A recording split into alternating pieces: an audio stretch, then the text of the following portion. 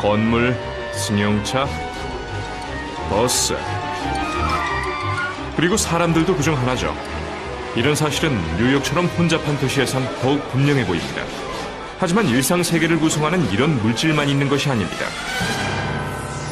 이런 물질만큼이나 중요하며 훨씬 불가사의한 것이 있죠. 그것은 바로 세상 만물이 존재하는 공간입니다. 무슨 말인지 설명해드리기 위해 잠시 시간을 멈추고 상상해보죠. 이 모든 만물을 없애면 어떻게 될까요? 전부 다 말이죠. 사람은 물론이고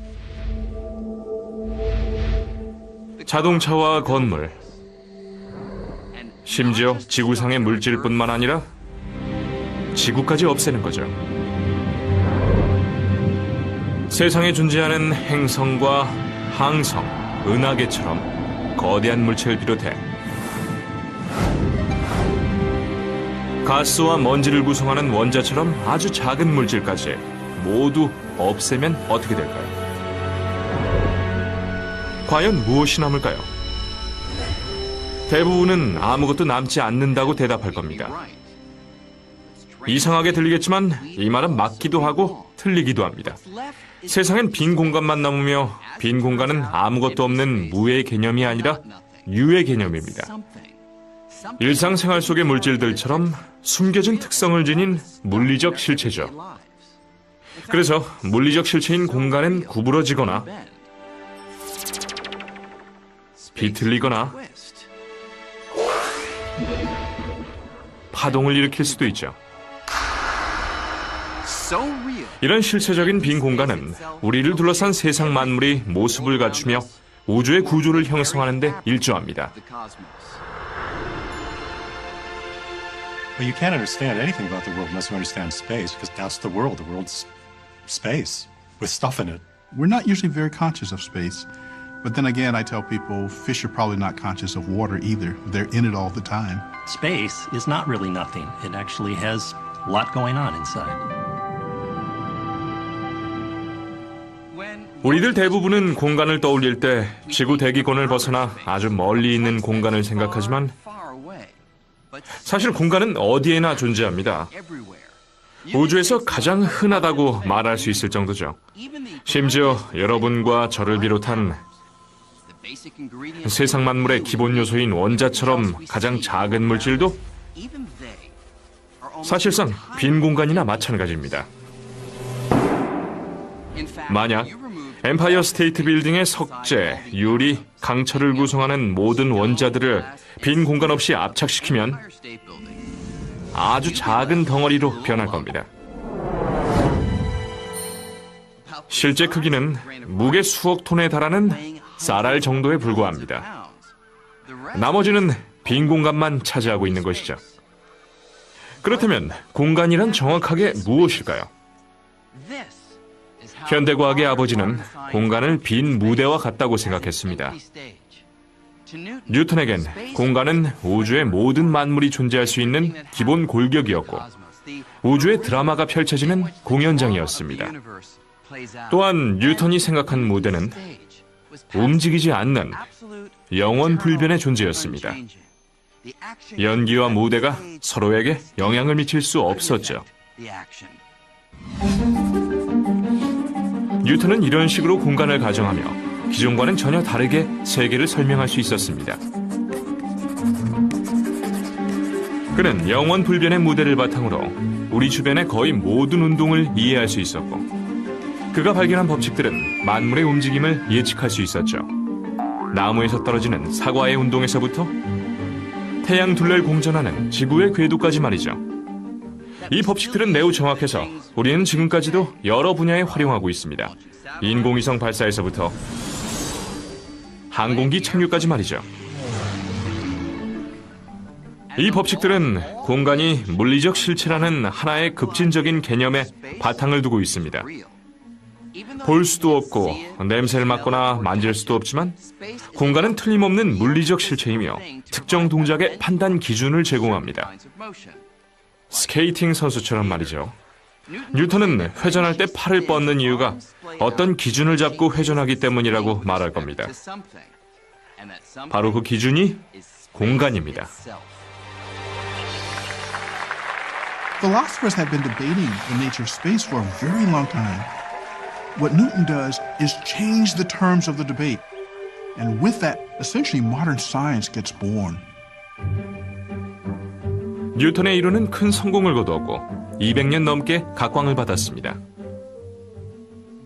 하지만 20세기에 들어서면서 뉴턴의 이론을 기초부터 흔드는 새로운 개념들이 등장했습니다. 이 개념들을 내놓은 인물은 스위스 특허청의 젊은 심사관이었죠. 그가 바로 알베르트 아인슈타인입니다. 아인슈타인은 전기시대가 시작되는 19세기 후반에 성장했습니다. 전기는 도시를 환하게 밝히며 뉴턴이 상상조차 할 수 없었던 온갖 기술을 탄생시켰죠.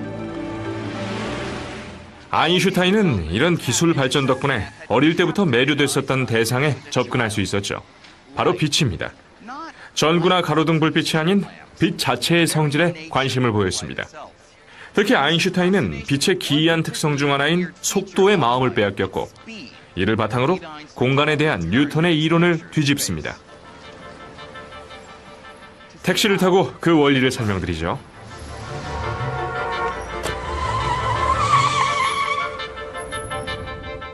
현재 속도는 시속 32km 정도입니다. 속도를 높이려면 가속 페달을 밟기만 하면 됩니다. 그러면 택시의 속도가 변하죠. 이런 변화를 느낄 수도 있지만 택시의 속도계나 무인 속도 측정기로 확인할 수도 있습니다. 자, 이제 속도를 늦추세요. 그러면 이번엔 택시의 속도를 측정하는 것이 아니라 전주등 불빛의 속도를 측정하는 무인 속도 측정기가 있다고 가정을 해보죠. 이 측정기에 표시된 빛의 속도는 놀라울 정도입니다. 무려 시속 10억 8천만 킬로미터입니다.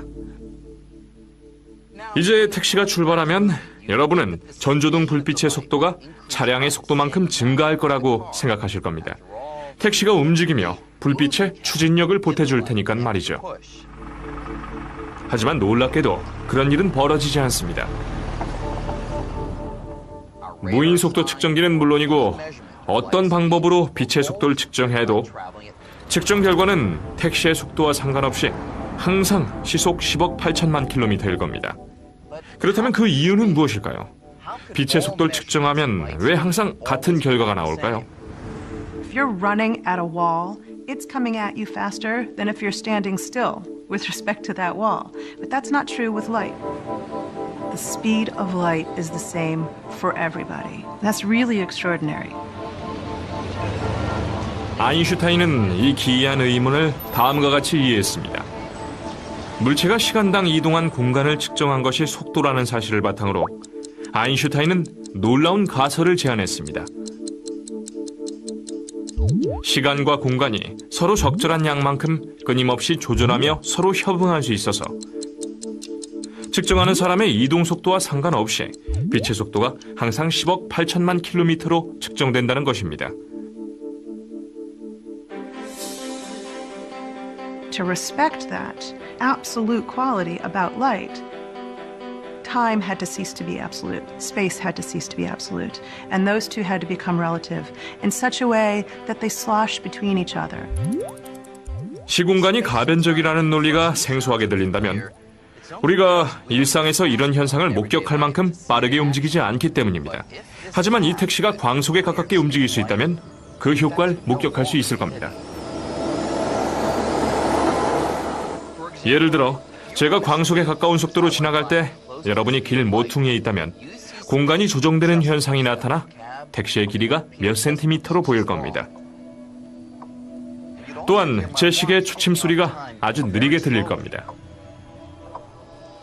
하지만 택시 안에 있는 제 관점에선 시계 초침도 정상적으로 움직이고 이 내부 공간도 평소와 똑같이 보일 겁니다. 하지만 밖을 내다보면 공간이 크게 조정된 모습을 보실 겁니다. 빛의 속도를 일정하게 유지하기 위해서 말이죠. 따라서 아인슈타인의 이론에선 시간과 공간이 일정하거나 절대적이지 않습니다. 오히려 움직임과 함께 결합되어 시공간이라고 불리는 하나의 실체를 형성하죠.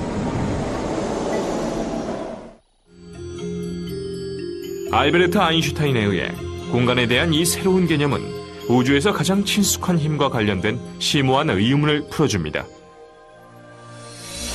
바로 중력입니다. 뉴턴은 물체가 서로를 끌어당기는 힘이 중력이란 사실을 알았고, 뉴턴이 발견한 법칙들은 이 힘을 아주 정확하게 예측했죠. 그렇다면 중력은 어떻게 적용할까요?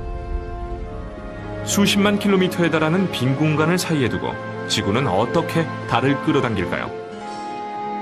지구와 달은 보이지 않는 끈으로 연결된 것처럼 움직이지만 그렇지 않다는 걸 모르는 사람은 없으며, 뉴턴의 법칙들은 이런 사실을 설명하지 못했습니다.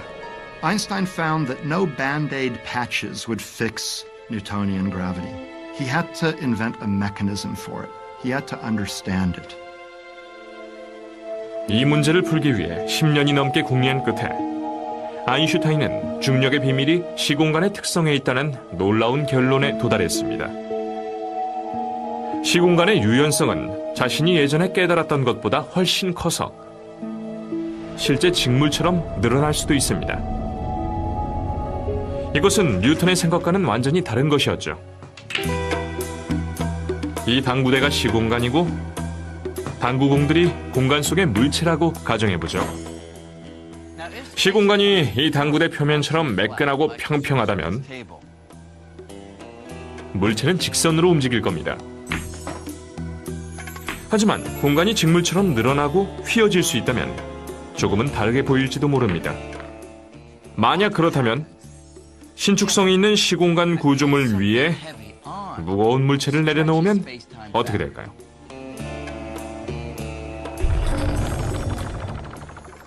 이제 당구공을 다시 쳐보죠.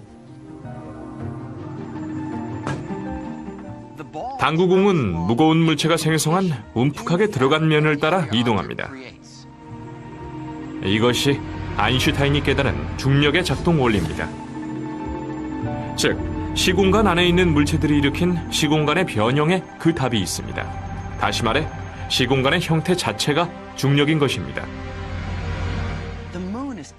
달이 공전 궤도를 유지하는 이유는 지구가 불가사의한 힘으로 끌어당기고 있기 때문이 아니라 지구가 만든 시공간의 굴곡을 따라 달이 회전하고 있기 때문이죠. With Einstein, space became not only real, but flexible. So suddenly space had properties, suddenly space had curvature, suddenly space had a flexible kind of geometry, almost like a rubber sheet. It opens up a whole new way of thinking about reality that describes the entire universe. Einstein becomes Einstein because of that observation.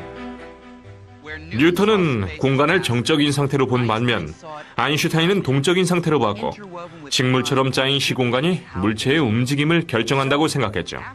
따라서 아인슈타인의 이론이 나온 이후 공간은 정적인 상태로 간주되지 않았고 우주라는 드라마에서 주연을 맡은 배우가 됐습니다.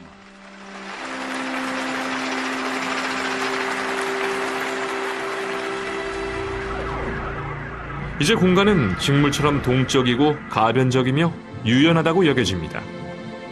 하지만 실제로도 그럴까요? 단순한 비유일까요? 아니면 정말 직물로 묘사할 수 있을까요? 아인슈타인의 이론은 블랙홀의 가장자리로 이동해보면 그 해답을 찾을 수 있을 거라고 예상합니다.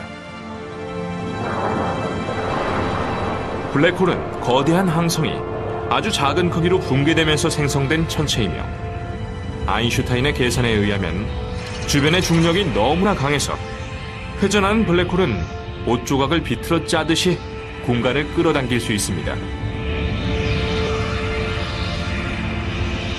지구와 가장 가까운 블랙홀도 수조 킬로미터나 떨어져 있어서 이런 예상을 실험하기가 쉽지 않습니다. 하지만 1950년대 후반 물리학자 레너드 쉬프는 지구와 훨씬 가까운 곳에서 공간에 대한 아인슈타인의 이론을 실험할 방법을 찾기 시작했죠. 쉬프는 어린이들의 장난감에서 영감을 얻었습니다. 바로 회전의입니다. 그는 공간이 정말 직물처럼 비틀린다면 회전의로 감지할 수 있을지 모른다고 생각했죠. 그는 이런 기이한 생각만큼이나 기이한 곳에서 자신의 생각을 밝혔습니다. 스탠포드 대학교의 수영장이었죠. 1959년 이곳에서 쉬프는 동료 윌리엄 페어뱅크와 밥 캐논을 만났습니다. 그는 최첨단 회전의 광고를 보고 잔뜩 들떠 있었습니다. 생김새는 달랐지만 동작 원리는 아이들의 장난감과 같았죠. 결국 이 세 명은 이와 비슷한 장치를 발사해 지구 둘레를 공전시키기로 결정했습니다. 일반적으로 회전의의 축은 고정된 방향을 가리키지만 지구가 공간을 끌어당기고 있다면 회전의의 축도 공간과 함께 끌려가며 방향이 변하기 때문에 변화를 측정할 수가 있습니다. 아주 간단한 계획이었지만 한 가지 문제가 있었죠. 아인슈타인의 가설은 지구의 자전이 공간을 미세하게 비튼다고 예상합니다. 100km 밖에서 동전의 크기를 측정하는 것과 같을 만큼 비틀리는 정도가 미미하다고 예측한 것이죠. 연구팀은 이렇게 정교한 측정을 할 수 있는 방법을 찾기 위해 2년 넘게 노력한 끝에 멀리 있는 항성에 초점을 맞춘 망원경에 자유롭게 떠다니는 회전이 4개를 연결하는 계획을 세웠습니다. 공간이 비틀린다면 시간이 지나면서 회전의도 비틀린 공간에 끌려가 더는 항성을 가리키지 않을 겁니다. 1962년 이들은 중력 탐사선 B라고 불리게 될 계획의 보조금으로 약 100만 달러를 미국 항공우주국에 요청했습니다.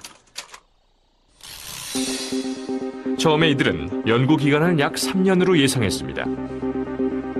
조금은 낙관적인 생각이었고 연구팀 인원이 계속 늘어나면서 중력 탐사선 B 계획은 역사상 가장 긴 실험으로 손꼽힐 정도가 됐죠. 이들은 꿈을 실현하기 위해 수십 년을 노력했습니다. 가장 부드럽게 돌아가는 회전의를 제작하고 망원경에 연결해 우주로 발사하는 것입니다. The technology is just frightening. It was like the carrot on the front of the mule. It was like it was always 5 to 10 years away when we could do this. And it was 5 to 10 years away for about 35 years. 40년이 넘는 기간 동안 7억 5천만 달러를 투자했고 미국 항공우주국은 9차례나 이 계획을 취소했습니다. 마침내 2004년 4월 연구팀은 발사 장면을 목격하기 위해 모였습니다.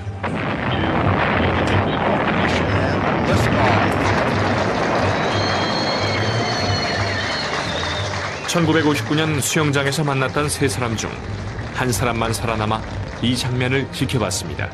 And there we were, watching. It's a terribly exciting moment in your life.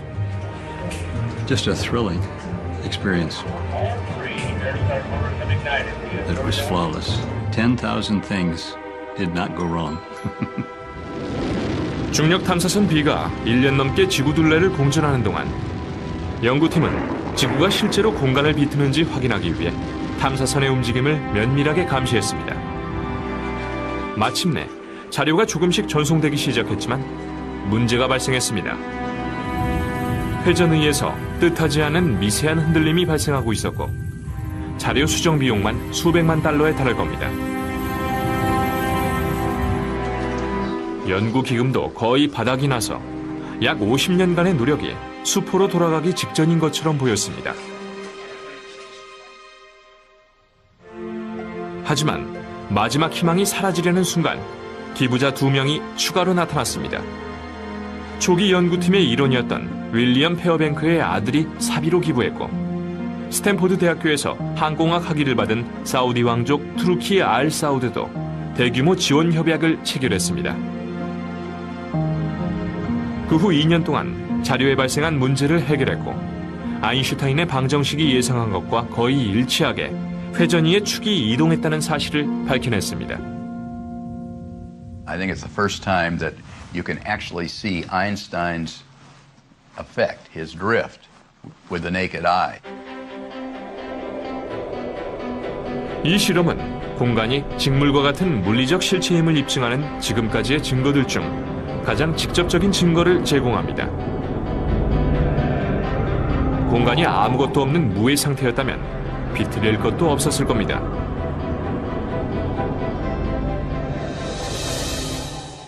하지만 아인슈타인이 거시 세계에서 우주를 조사하고 있었을 때 또 다른 일단의 물리학자들은 미시 세계에서 우주를 조사하고 있었습니다. 이곳에서 이들은 미지의 영역을 발견했는데 아인슈타인이 생각한 공간은 어디에서도 찾을 수 없었습니다. 무슨 뜻인지 설명드리기 위해 여러분이 지금보다 수십억 배나 작아진다고 생각해보죠.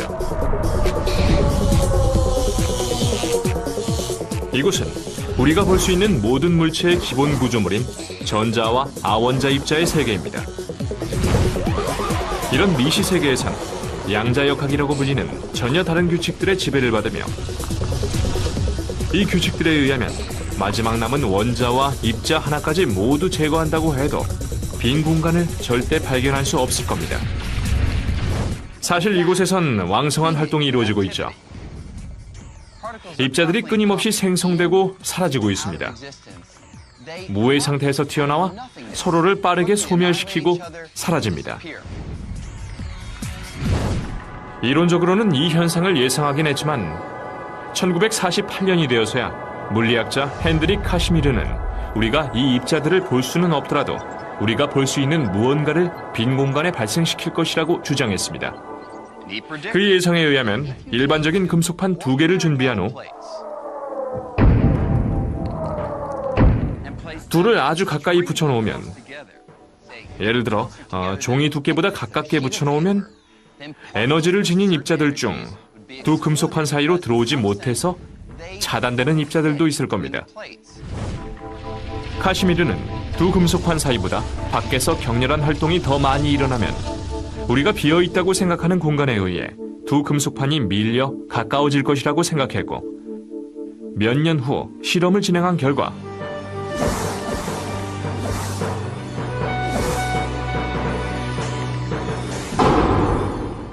빈 공간에서 두 금속이 밀릴 것이라는 카시미르의 가설은 사실로 입증됐습니다. 따라서 원자 단계에서 빈 공간은 빈 공간이 아니며 물체를 움직일 정도로 왕성한 활동이 이루어지고 있습니다. 현재 미시 세계의 공간을 이해하기 위한 연구가 역사상 가장 비싼 과학 실험을 통해 진행되고 있습니다. 이곳은 제네바에 있는 유럽 원자핵 공동연구소이며 지하 50m가 넘는 이곳 땅 속에 세계에서 가장 강력한 가속기인 거대 강입자 충돌기가 있습니다. 그 가격만 약 100억 달러에 이르며 아원자 입자를 광속의 99.99%가 넘는 속도로 가속해 서로를 충돌시킬 겁니다. 이 충돌로 발생한 수많은 파편 속에서 과학자들은 기이하고 색다른 입자들이 혼잡하게 뒤섞여 있는 것을 발견했고, 현재 과학자들은 가장 찾기 힘든 입자를 추적하고 있습니다. 이 입자는 우리가 몸을 이루는 원자에서부터 가장 멀리 있는 항성들까지 만물을 형성하는 기본 물질로 여겨지고 있죠. 이 입자를 발견한다면 공간에 대한 우리의 개념을 다시 정의하고 40여 년 전에 시작됐던 과제를 완수할 수 있을 겁니다. 그 출발점은 1964년으로 영국의 젊은 물리학자 피터 힉스가 제안한 공간에 대한 가설은 자신을 파멸로 몰고 갈 뻔할 정도로 급진적이었습니다. I was told that I was talking nonsense, that I couldn't be right. So they clearly hadn't understood what I was saying.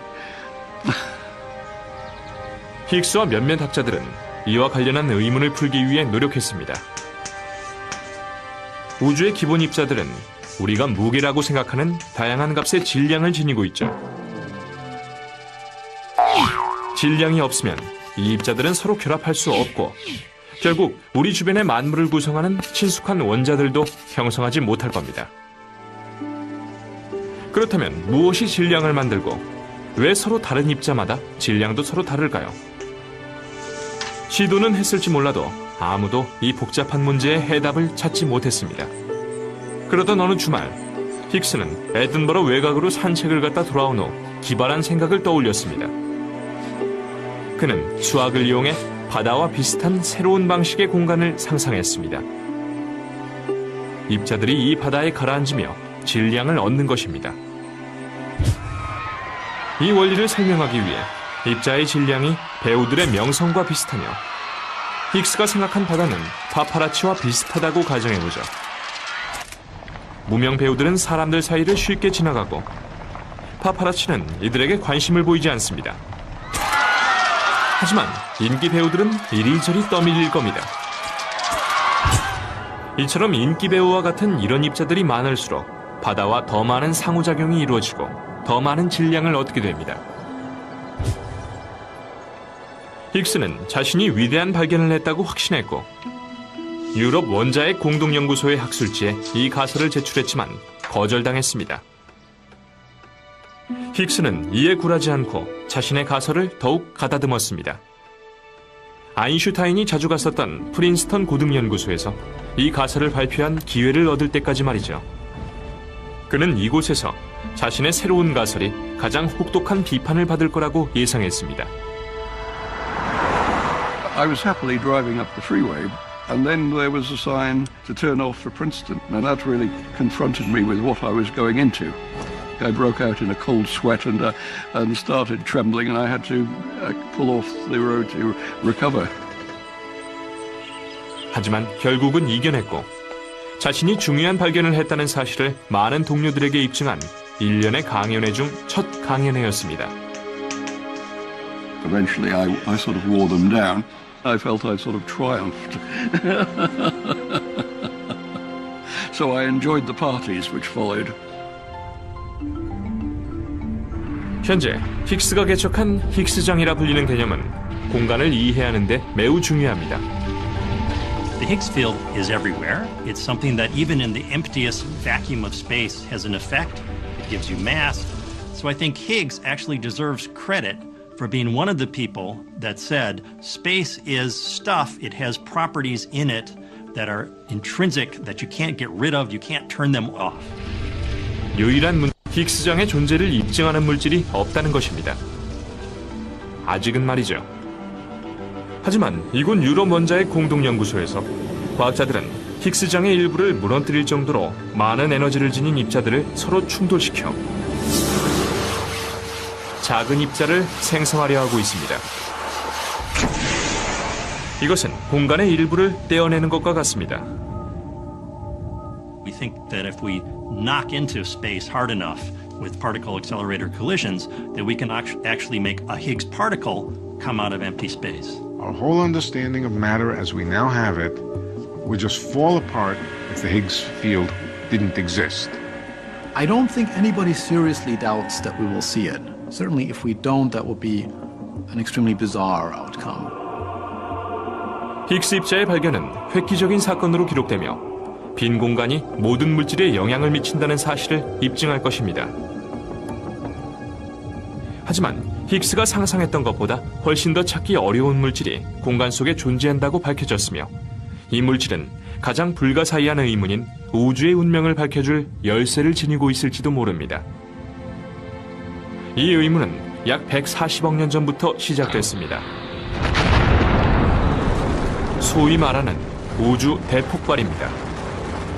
찰나의 순간에 우주가 격렬하게 팽창하며 공간을 바깥쪽으로 빠르게 밀어냈습니다. 그 후로 공간은 계속 팽창하고 있죠.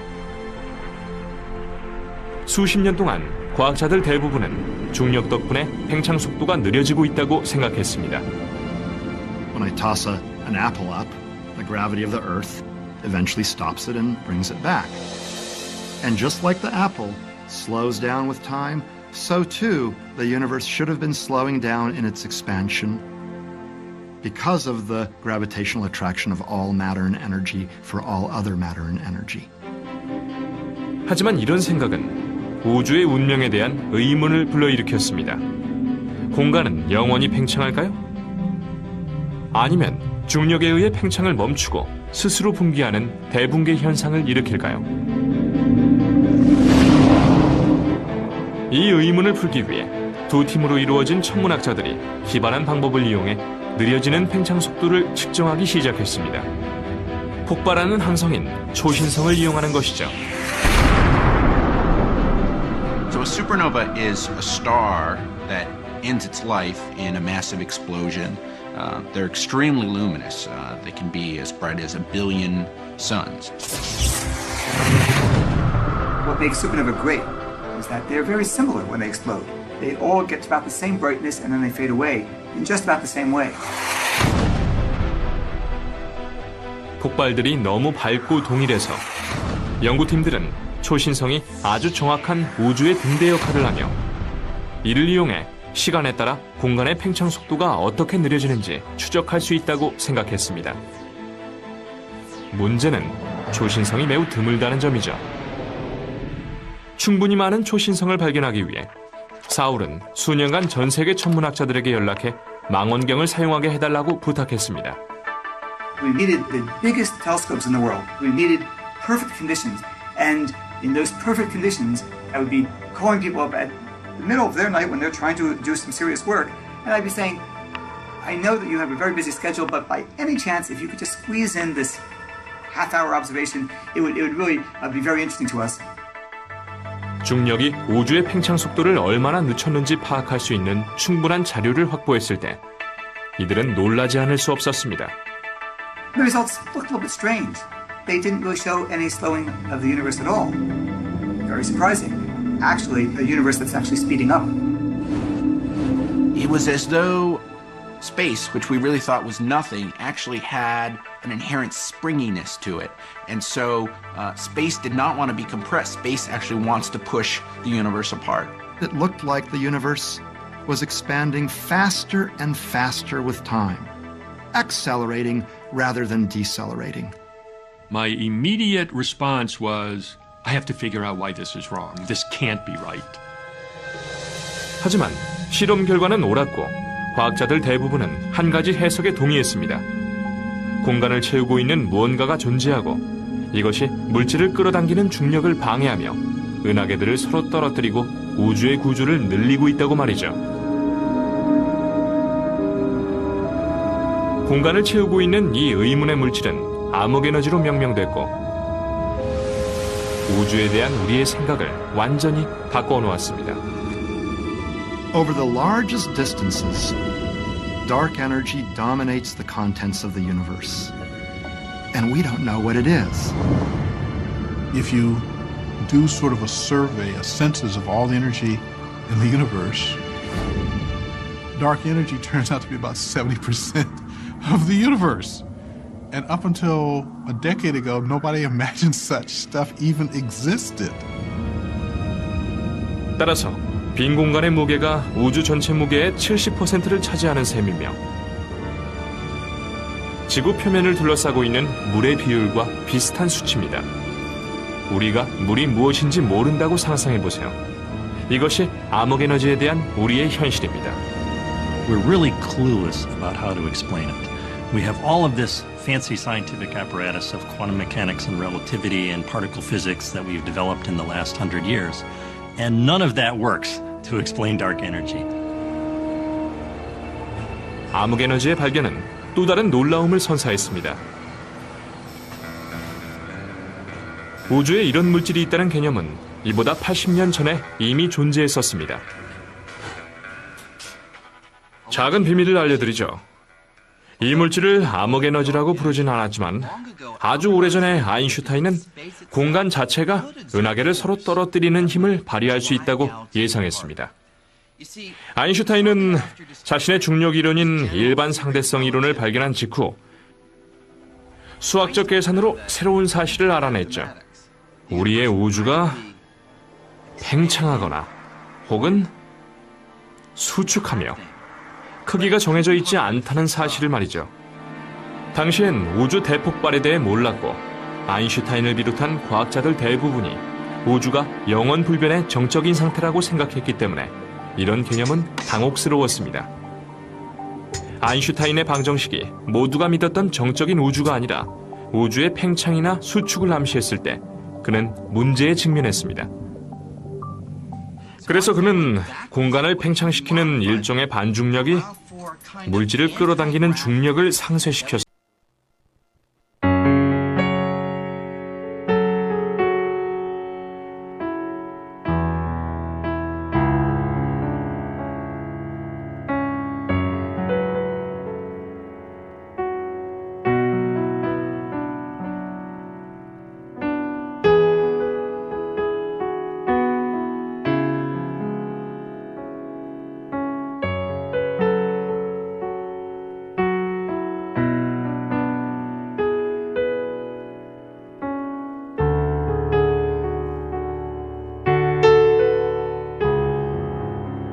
Behave in such a way as not to pull things together, but to push things apart. Like the clash of two titans, the cosmological constant and the pull of ordinary matter could hold the universe in check and keep it static.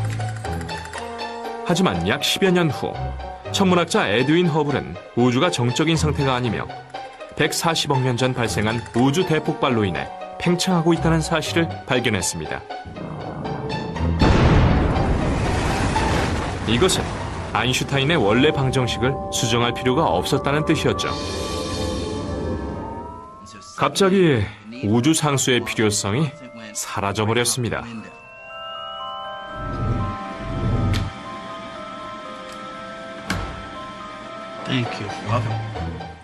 아인슈타인은 우주 상수를 자신의 최대 실수라고 말했죠.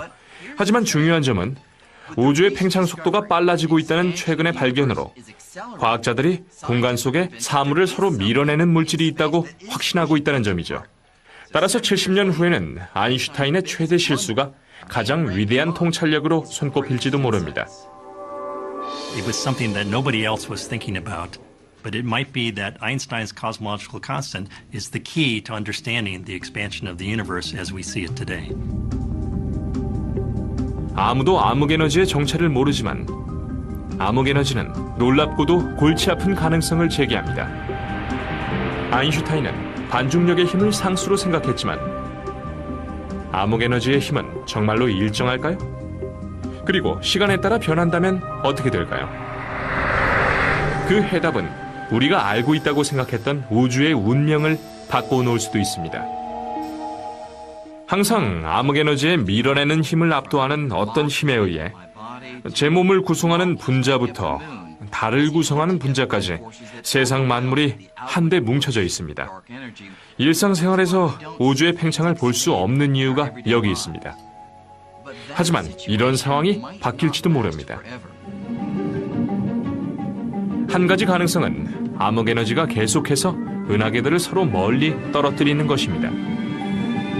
결국엔 은하계들이 너무나 멀리 떨어져서 우주는 춥고 어두우며 고립된 장소로 변하고 말 겁니다.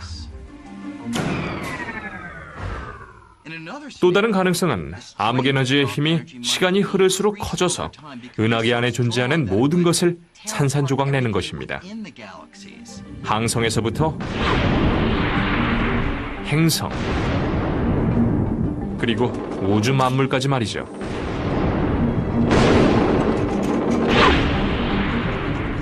If the dark energy grows with time, then ultimately even atoms will get ripped apart when there's enough dark energy between the nuclei and the electrons to rip space apart. A big rip.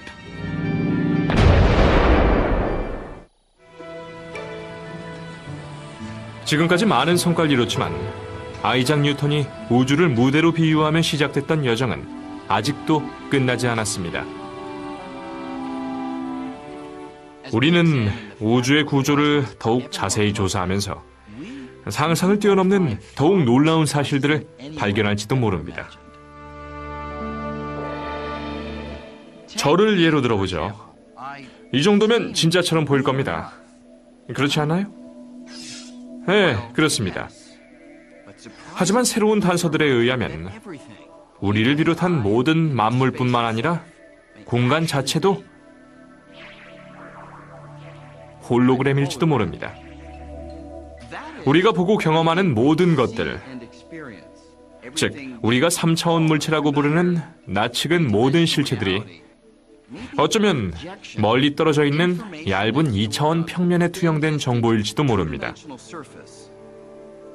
이 홀로그램에 필요한 정보들은 이 얇은 플라스틱 조각에 저장됩니다. 현재 홀로그램은 우리에게 매우 친숙한 기술로 거의 모든 신용카드의 보안 장치로 사용되고 있죠. 하지만 우주도 홀로그램일까요? 정말 그렇다면 공간과 실체에 대한 우리의 생각은 가장 극단적인 변화를 겪을 겁니다. 이를 입증하는 증거가 공간 속의 가장 기이한 영역인 블랙홀에서 발견되고 있습니다. When I was a younger physicist, I would have thought any physicist who said that was absolutely crazy. 이렇게 한번 생각해보죠. 제가 지갑을 꺼내 블랙홀 속으로 던지면 어떻게 될까요? 우리는 빛을 포함한 그 무엇도 블랙홀의 강력한 중력에서 벗어날 수 없다고 생각했기 때문에 저는 지갑을 영영 찾지 못할 겁니다. 하지만 현재는 이 생각이 틀린 것처럼 보입니다. 최근 과학자들은 블랙홀을 설명하는 방정식을 연구하던 도중 흥미로운 사실을 발견했습니다. 제 지갑이 블랙홀 속으로 사라져도 지갑이 지니고 있는 모든 정보의 복사본은 컴퓨터에 정보가 저장되는 방식과 똑같이 블랙홀 표면에 저장되는 것처럼 보입니다.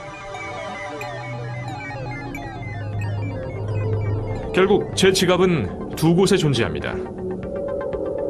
다시는 찾지 못할 3차원의 지갑이 빨려 들어간 블랙홀 안과 정보의 형태로 2차원의 지갑이 남아있는 표면에 말이죠. The information content of all the stuff that fell into that black hole can be expressed entirely in terms of just the outside of the black hole. The idea then is that you can capture what's going on inside the black hole by referring only to the outside. 이론상으로는 블랙홀 외부에 있는 정보를 이용해 제 지갑을 다시 만들 수도 있습니다. 정말 놀라운 부분은 따로 있습니다. 블랙홀 안에 있는 공간에도 블랙홀 외부나 다른 공간에 적용되는 규칙이 똑같이 적용된다는 것입니다. 따라서 블랙홀 안에 있는 물체를 블랙홀 표면에 있는 정보로 묘사할 수 있다면 은하계와 항성에서부터 우리들을 비롯한 공간 자체까지 모든 물체가 멀리서 우리를 둘러싼 2차원 표면에 저장된 정보의 투영물일지도 모릅니다. 다시 말해, 우리가 실제로 경험하는 것들이 홀로그램과 같은 허상일 수도 있습니다. Is the three-dimensional world an illusion in the same sense that a hologram is an illusion? Perhaps. I think I'm inclined to think yes, that the three-dimensional world is a kind of illusion, and that the ultimate precise reality is the two-dimensional reality at the surface of the universe. 이 개념은 너무나 새로워서 물리학자들조차 아직은 이해하기가 쉽지 않지만 이 개념이 옳다면 뉴턴과 아인슈타인이 우주에 대한 우리의 생각을 완전히 바꿔 놓았듯이 우리는 보다 극단적인 변화의 문턱에 서 있는지도 모릅니다. 우리의 일상생활에서 매우 중요한 부분에서도 공간은 익숙하지만 잘 모르는 대상으로 남아 있습니다. 우리 주변 어디에나 있지만 공간의 진정한 실체를 파악하기까지는 아직 갈 길이 멉니다. 100년이 걸릴지도 모릅니다. 1000년이 걸리거나 당장 내일 밝혀질지도 모르죠. 하지만 이 의문이 풀리는 순간 우주의 구조를 완벽하게 이해하는데 큰 도움이 될 것입니다.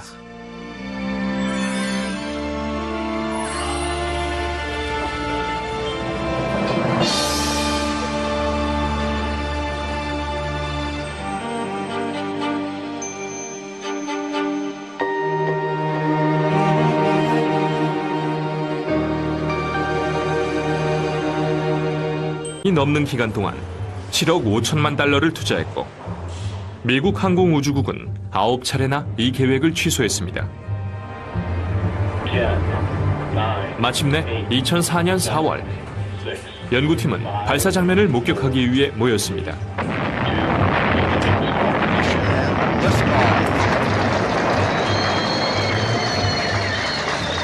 (1959년) 수영장에서 만났던 세 사람 중 한 사람만 살아남아 이 장면을 지켜봤습니다. And there we were, watching. It's a terribly exciting moment in your life. Just a thrilling experience. It was flawless. 10,000 things did not go wrong. 중력 탐사선 B가 1년 넘게 지구 둘레를 공전하는 동안 연구팀은 지구가 실제로 공간을 비트는지 확인하기 위해 탐사선의 움직임을 면밀하게 감시했습니다. 마침내 자료가 조금씩 전송되기 시작했지만 문제가 발생했습니다. 회전의에서 뜻하지 않은 미세한 흔들림이 발생하고 있었고 자료 수정 비용만 수백만 달러에 달할 겁니다.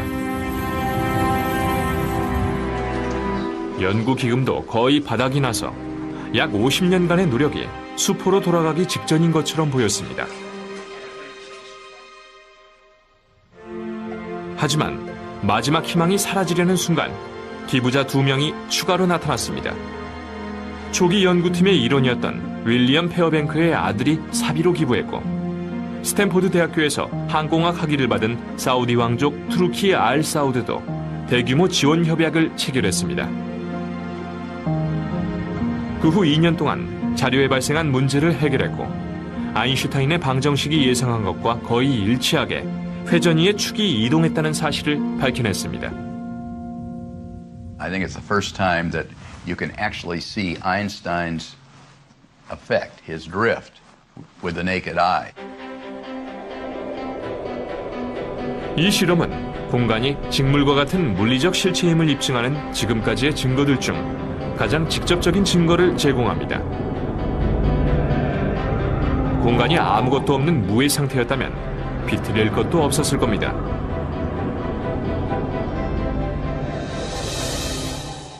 하지만 아인슈타인이 거시 세계에서 우주를 조사하고 있었을 때 또 다른 일단의 물리학자들은 미시 세계에서 우주를 조사하고 있었습니다. 이곳에서 이들은 미지의 영역을 발견했는데 아인슈타인이 생각한 공간은 어디에서도 찾을 수 없었습니다. 무슨 뜻인지 설명드리기 위해 여러분이 지금보다 수십억 배나 작아진다고 생각해보죠. 이곳은 우리가 볼 수 있는 모든 물체의 기본 구조물인 전자와 아원자 입자의 세계입니다. 이런 미시 세계에선 양자역학이라고 불리는 전혀 다른 규칙들의 지배를 받으며 이 규칙들에 의하면 마지막 남은 원자와 입자 하나까지 모두 제거한다고 해도 빈 공간을 절대 발견할 수 없을 겁니다. 사실 이곳에선 왕성한 활동이 이루어지고 있죠. 입자들이 끊임없이 생성되고 사라지고 있습니다. 무의 상태에서 튀어나와 서로를 빠르게 소멸시키고 사라집니다. 이론적으로는 이 현상을 예상하긴 했지만 1948년이 되어서야 물리학자 헨드릭 카시미르는 우리가 이 입자들을 볼 수는 없더라도 우리가 볼 수 있는 무언가를 빈 공간에 발생시킬 것이라고 주장했습니다. 그 예상에 의하면 일반적인 금속판 2개를 준비한 후 둘을 아주 가까이 붙여놓으면 예를 들어 종이 두께보다 가깝게 붙여놓으면 에너지를 지닌 입자들 중 두 금속판 사이로 들어오지 못해서 차단되는 입자들도 있을 겁니다. 카시미르는 두 금속판 사이보다 밖에서 격렬한 활동이 더 많이 일어나면 우리가 비어있다고 생각하는 공간에 About light. Time had to cease to be absolute. Space had to cease to be absolute. And those two had to become relative in such a way that they slosh between each other. 시공간이 가변적이라는 논리가 생소하게 들린다면 우리가 일상에서 이런 현상을 목격할 만큼 빠르게 움직이지 않기 때문입니다. 하지만 이 택시가 광속에 가깝게 움직일 수 있다면 그 효과를 목격할 수 있을 겁니다. 예를 들어 제가 광속에 가까운 속도로 지나갈 때 여러분이 길 모퉁이에 있다면 공간이 조정되는 현상이 나타나 택시의 길이가 몇 센티미터로 보일 겁니다. 또한 제 시계의 초침 소리가 아주 느리게 들릴 겁니다. 하지만 택시 안에 있는 제 관점에선 시계 초침도 정상적으로 움직이고 이 내부 공간도 평소와 똑같이 보일 겁니다. 하지만 밖을 내다보면 공간이 크게 조정된 모습을 보실 겁니다. 빛의 속도를 일정하게 유지하기 위해서 말이죠. 따라서 아인슈타인의 이론에선 시간과 공간이 일정하거나 절대적이지 않습니다. 오히려 움직임과 함께 결합되어 시공간이라고 불리는 하나의 실체를 형성하죠. 알베르트 아인슈타인에 의해 공간에 대한 이 새로운 개념은 우주에서 가장 친숙한 힘과 관련된 심오한 의문을 풀어줍니다. 바로 중력입니다. 뉴턴은 물체가 서로를 끌어당기는 힘이 중력이란 사실을 알았고, 뉴턴이 발견한 법칙들은 이 힘을 아주 정확하게 예측했죠. 그렇다면 중력은 어떻게 적용할까요? 수십만 킬로미터에 달하는 빈 공간을 사이에 두고 지구는 어떻게 달을 끌어당길까요? 지구와 달은 보이지 않는 끈으로 연결된 것처럼 움직이지만 그렇지 않다는 걸 모르는 사람은 없으며, 뉴턴의 법칙들은 이런 사실을 설명하지 못했습니다. Einstein found that no band-aid patches would fix Newtonian gravity. He had to invent a mechanism for it. He had to understand it. 이 문제를 풀기 위해 10년이 넘게 궁리한 끝에 아인슈타인은 중력의 비밀이 시공간의 특성에 있다는 놀라운 결론에 도달했습니다. 시공간의 유연성은 자신이 예전에 깨달았던 것보다 훨씬 커서 실제 직물처럼 늘어날 수도 있습니다. 이것은 뉴턴의 생각과는 완전히 다른 것이었죠. 이 당구대가 시공간이고 당구공들이 공간 속의 물체라고 가정해보죠. 시공간이 이 당구대 표면처럼 매끈하고 평평하다면 물체는 직선으로 움직일 겁니다. 하지만 공간이 직물처럼 늘어나고 휘어질 수 있다면 조금은 다르게 보일지도 모릅니다. 만약 그렇다면 신축성이 있는 시공간 구조물 위에 무거운 물체를 내려놓으면 어떻게 될까요?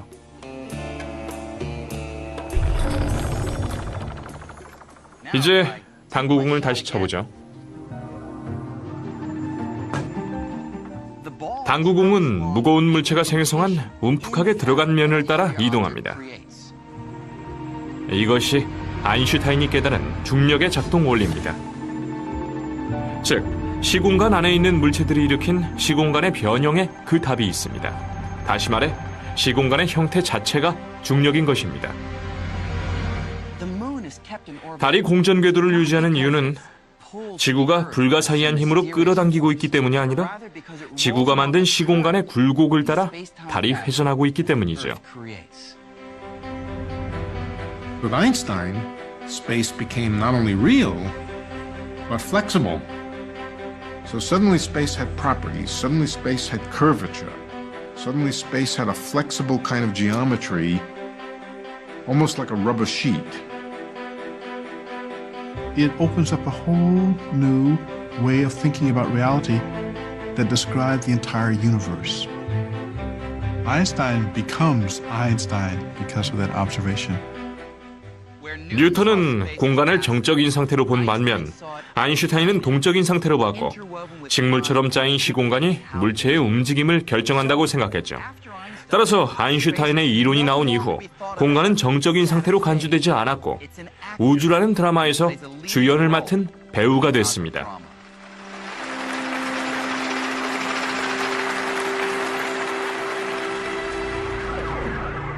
이제 공간은 직물처럼 동적이고 가변적이며 유연하다고 여겨집니다. 하지만 실제로도 그럴까요? 단순한 비유일까요? 아니면 정말 직물로 묘사할 수 있을까요?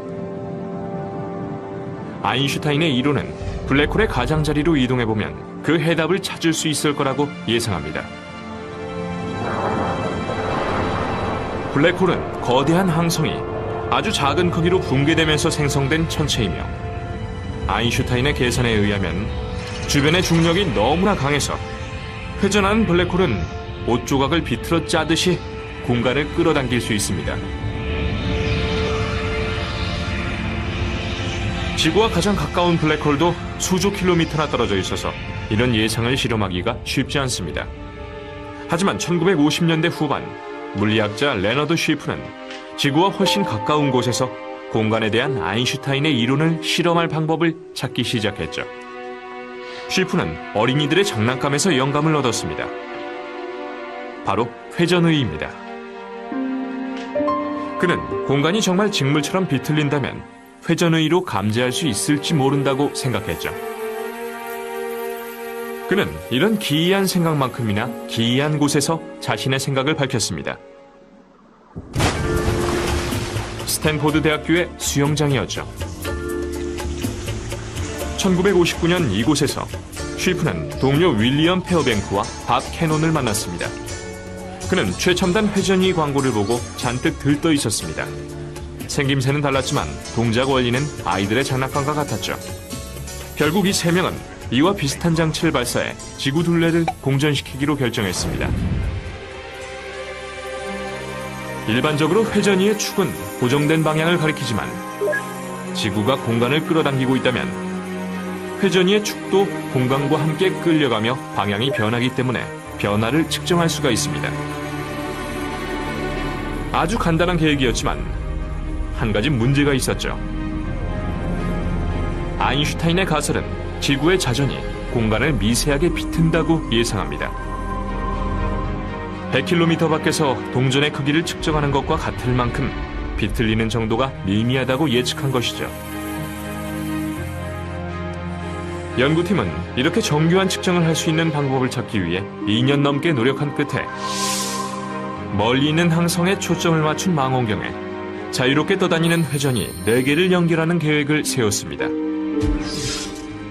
공간이 비틀린다면 시간이 지나면서 회전의도 비틀린 공간에 끌려가 더는 항성을 가리키지 않을 겁니다. 1962년 이들은 중력 탐사선 B라고 불리게 될 계획의 보조금으로 약 100만 달러를 미국 항공우주국에 요청했습니다. 처음에 이들은 연구 기간을 약 3년으로 예상했습니다. 조금은 낙관적인 생각이었고 연구팀 인원이 계속 늘어나면서 중력 탐사선 B 계획은 역사상 가장 긴 실험으로 손꼽힐 정도가 됐죠. 이들은 꿈을 실현하기 위해 수십 년을 노력했습니다. 가장 부드럽게 돌아가는 회전의를 제작하고 망원경에 연결해 우주로 발사하는 것입니다. The technology is just frightening. It was like the carrot on the front of the mule. It was like it was always 5 to 10 years away when we could do this. And it was 5 to 10 years away for about 35 years. 40년 우리는 세상이 온갖 물질로 가득 차 있다고 생각합니다. 건물, 승용차, 버스, 그리고 사람들도 그중 하나죠. 이런 사실은 뉴욕처럼 혼잡한 도시에선 더욱 분명해 보입니다. 하지만 일상 세계를 구성하는 이런 물질만 있는 것이 아닙니다. 이런 물질만큼이나 중요하며 훨씬 불가사의한 것이 있죠.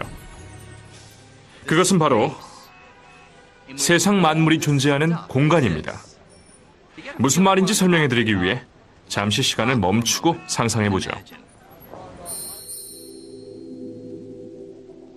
이 모든 만물을 없애면 어떻게 될까요? 전부 다 말이죠. 사람은 물론이고 자동차와 건물, 심지어 지구상의 물질뿐만 아니라 지구까지 없애는 거죠. 세상에 존재하는 행성과 항성, 은하계처럼 거대한 물체를 비롯해 가스와 먼지를 구성하는 원자처럼 아주 작은 물질까지 모두 없애면 어떻게 될까요? 과연 무엇이 남을까요? 대부분은 아무것도 남지 않는다고 대답할 겁니다. 이상하게 들리겠지만 이 말은 맞기도 하고 틀리기도 합니다. 세상엔 빈 공간만 남으며 빈 공간은 아무것도 없는 무의 개념이 아니라 유의 개념입니다.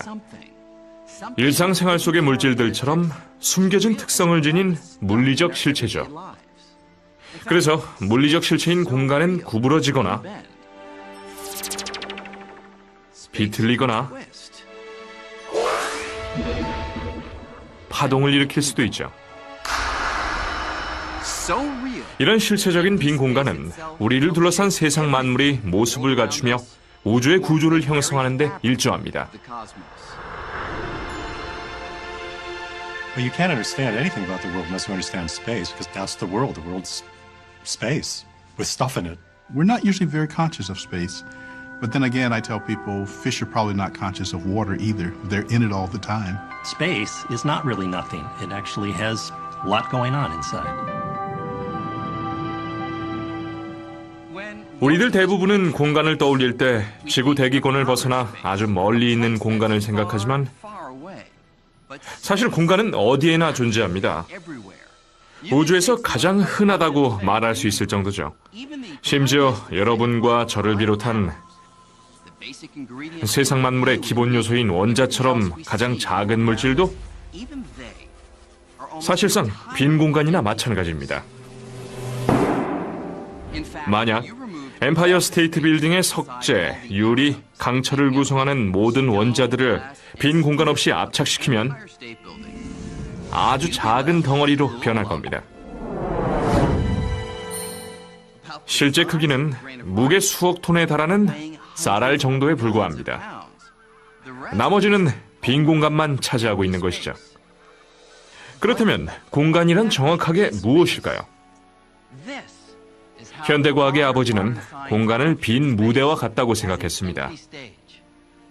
뉴턴에겐 공간은 우주의 모든 만물이 존재할 수 있는 기본 골격이었고 우주의 드라마가 펼쳐지는 공연장이었습니다. 또한 뉴턴이 생각한 무대는 움직이지 않는 영원 불변의 존재였습니다. 연기와 무대가 서로에게 영향을 미칠 수 없었죠. 뉴턴은 이런 식으로 공간을 가정하며 기존과는 전혀 다르게 세계를 설명할 수 있었습니다.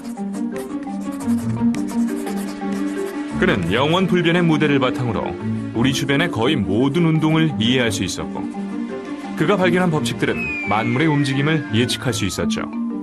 나무에서 떨어지는 사과의 운동에서부터 태양 둘레를 공전하는 지구의 궤도까지 말이죠. 이 법칙들은 매우 정확해서 우리는 지금까지도 여러 분야에 활용하고 있습니다. 인공위성 발사에서부터 항공기 착륙까지 말이죠. 이 법칙들은 공간이 물리적 실체라는 하나의 급진적인 개념에 바탕을 두고 있습니다.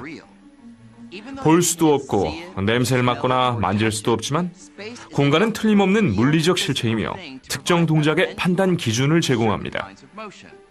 스케이팅 선수처럼 말이죠. 뉴턴은 회전할 때 팔을 뻗는 이유가 어떤 기준을 잡고 회전하기 때문이라고 말할 겁니다. 바로 그 기준이 공간입니다. Philosophers have been debating the nature of space for a very long time. What Newton does is change the terms of the debate. And with that, essentially modern science gets born. 뉴턴의 이론은 큰 성공을 거두었고 200년 넘게 각광을 받았습니다. 하지만 20세기에 들어서면서 뉴턴의 이론을 기초부터 흔드는 새로운 개념들이 등장했습니다. 이 개념들을 내놓은 인물은 스위스 특허청의 젊은 심사관이었죠. 그가 바로 알베르트 아인슈타인입니다. 아인슈타인은 전기 시대가 시작되는 19세기 후반에 성장했습니다. 전기는 도시를 환하게 밝히며 뉴턴이 상상조차 할 수 없었던 온갖 기술을 탄생시켰죠. 아인슈타인은 이런 기술 발전 덕분에 어릴 때부터 매료됐었던 대상에 접근할 수 있었죠. 바로 빛입니다. 전구나 가로등 불빛이 아닌 빛 자체의 성질에 관심을 보였습니다. 특히 아인슈타인은 빛의 기이한 특성 중 하나인 속도에 마음을 빼앗겼고 이를 바탕으로 공간에 대한 뉴턴의 이론을 뒤집습니다. 택시를 타고 그 원리를 설명드리죠.